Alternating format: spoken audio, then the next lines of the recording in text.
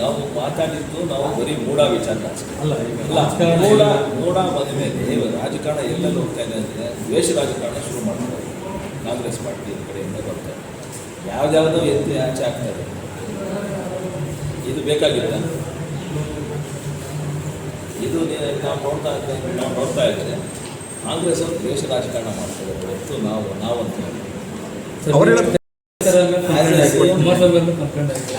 ರಾಜೀನಾಮೆ ಕೊಡಲಿ as A CM of the state.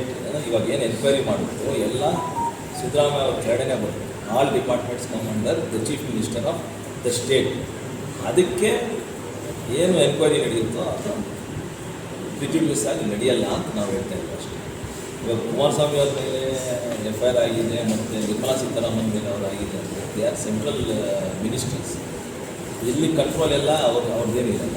So enquiry ಆಗಲಿ, ಅದರಲ್ಲಿ ಏನಿದೆ ಇಲ್ವಲ್ಲ, ಮಾಡಿಲ್ಲ.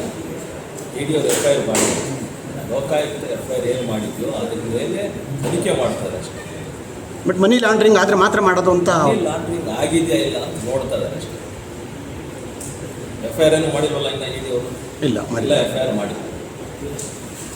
ಏನು ಇನ್ವಾಲ್ವ್ಮೆಂಟ್ ಏನಾದರೂ ಇದೆಯಾ, ಮನಿ ಲಾಂಡ್ರಿಂಗ್ ಆಗಿದೆಯಾ ಅಂತ ನೋಡ್ತಾ ಇದ್ದಾರೆ. ಇವಾಗ ಒಬ್ಬ ಸಿವಿಲ್ ಸರ್ವೆಂಟು ಅವರ ಡಿಪಾರ್ಟ್ಮೆಂಟಲ್ಲಿ ದರ್ಕೊಳ್ಳಿ, ಯಾರು ಬೇಡ ಅಂದಿಲ್ಲ.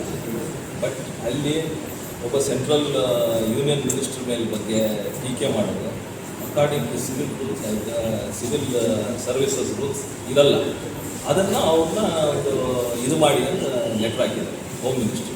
ಅದ್ರ ಪ್ರಕಾರ ಅದು ಏನೇನಾಗುತ್ತೋ ತನಿಖೆ ಅದಾಗಿ ನೀವೇನಾದ್ರು ಹಕ್ಕುಚ್ಯುತಿ ಮಂಡಿಸಲಿಕ್ಕೆ ಏನಾದರೂ ಪ್ರಯತ್ನ ಮಾಡ್ತೀರಾ? ಅದು ಏನು ಸ್ಪೀಕರ್ಗೆ DOPT ಅಂತ department of personal and training ಅಂತ ಏನು ಆಚರಣೆ ಬರುತ್ತೋ ಅದು ನೋಡ್ಕೊಂಡು ಅದ್ರ ಮೇಲೆ ಕ್ರಮ ತಗೊಳ್ತಾರೆ. ಇವಾಗ ಏನಾದರೂ ಹೇಳಿರ್ಬೋದು ಅನ್ನೋದು ಗೊತ್ತಿಲ್ಲ. ನಮ್ಮ ನಿಲುವು ಇಷ್ಟು, JDS ಪಾರ್ಟಿ ನಿಲುವು ಇಷ್ಟು. ವೈಯಕ್ತಿಕವಾಗಿ ಏನಾದರೂ ಹೇಳಿರ್ಬೋದು. JDS ನಾಯಕರ ಮೇಲೂ FIR ಆಗಿದೆ, ಅವ್ರುಗಳೆಲ್ಲ ಅದೇ ಹೇಳ್ತಾರೆ. ಅದೇನೋ ವೈಯಕ್ತಿಕವಾಗಿ ಹೇಳಿರ್ಬೋದು. ಕುಮಾರಸ್ವಾಮಿ ಬಗ್ಗೆ ಕಿಡಿಕಾರಿದ್ರು, ಏನು FIR ಆಗಿಬಿಟ್ಟು ರಾಜೀನಾಮೆ ಬಿಡಬೇಕಾ? ಅದೇ ಹೇಳ್ತಾರೆ. ಅವರು ವೈಯಕ್ತಿಕವಾಗಿ ಏನೋ ಒಂದು ಹೇಳಿದ್ದಾರೆ. ಅದು ಬಿಟ್ಟು ಪಾರ್ಟಿ ಸ್ಟ್ಯಾಂಡ್ ಏನಿದೆ, ಪಾರ್ಟಿ ಸ್ಟ್ಯಾಂಡ್ ಏನು ಅಂತ ಆಲ್ರೆಡಿ ಕುಮಾರಸ್ವಾಮಿ ಅವರು ಹೇಳಿದ್ದಾರೆ. ಸೊ ಅದನ್ನು ಪಾರ್ಟಿ ಸ್ಟ್ಯಾಂಡ್ ನಾವೆಲ್ಲ ಸರ್. ಇನ್ನೊಂದು ವಿಜಯ್ ತಾತ ಅವರು ಹೆದರಿಕೆ ಇವಾಗ ಡಿಮ್ಯಾಂಡ್ ಮಾಡಿದ್ರು, ಹೆದರಿಕೆ ಹಾಕಬೇಕು ಅಂತ. ಇವಾಗ ಯಾರು ಬೆದರಿಕೆ ಹಾಕಿದ್ದಾರೆ ಏನು ಅಂತ ಇವಾಗ ಯಾರು ಪ್ರೂವ್ ಮಾಡಲಿ. ಅದರಿಂದ ಏನೋ ಒಂದು ಸ್ಟೇಟ್ಮೆಂಟ್ ಹೇಳ್ಬಿಟ್ರೆ ಅದು ನಿಜ ಆಗುತ್ತೆ. ಒಬ್ಬರ ಮೇಲೆ ಒಬ್ಬರು ಕೇಸ್ಗಳು ಹಾಕ್ಕೊಂಡು ಏನು ನಡೀತಾ ಇದೆ ರಾಜ್ಯದಲ್ಲಿ? ಒಬ್ಬರ ಮೇಲೆ ಒಬ್ಬರು ಅಂದರೆ ನಾವು JDS ಪಾರ್ಟಿ ಮೂಢ ಹಗರಣ ಏನಾಗಿತ್ತು ಅದ್ರ ಬಗ್ಗೆ ಮಾತ್ರ ನಾವು ತನಿಖೆ ಮಾಡಿ ಅಂತ ಹೇಳಿದ್ವಿ. ತನಿಖೆ ಆದಮೇಲೆ ಇವಾಗ ನಿನ್ನೆ CM ಅವರು ಪತ್ನಿಯವರು ವಾಪಸ್ ಕೊಡ್ತಾ ಇದ್ದೀವಿ ಅಂತ, ಅದು 13 ಸೈಟ್ ಏನೋ ವಾಪಸ್ ಕೊಡ್ತೀವಿ, 14 ಸೈಟ್ ವಾಪಸ್ ಕೊಡ್ತೀವಿ ಅಂತ ಹೇಳಿದ್ರು. ಅದಕ್ಕೆ ಮಾತ್ರ ನಾವು ಸೀಮಿತವಾಗಿದ್ದೀವಿ.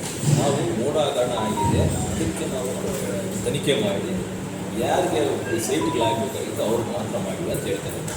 ಇವಾಗ ಅವ್ರು ವಾಪಸ್ ಕೊಡ್ತಾ ಇದ್ವಿ ಅಂದರೆ ನಾವು ಒಪ್ಕೊಂಡಂಗೆ ಏನೋ ಎಲ್ಲ ಒಂದು ಕಡೆ ಹೆಚ್ಚು ಕಡಿಮೆ ಆಗಿದೆ. ಇಷ್ಟು ಮಾತ್ರದಲ್ಲಿ ನಾವು that is where we stand. ಸರಿ.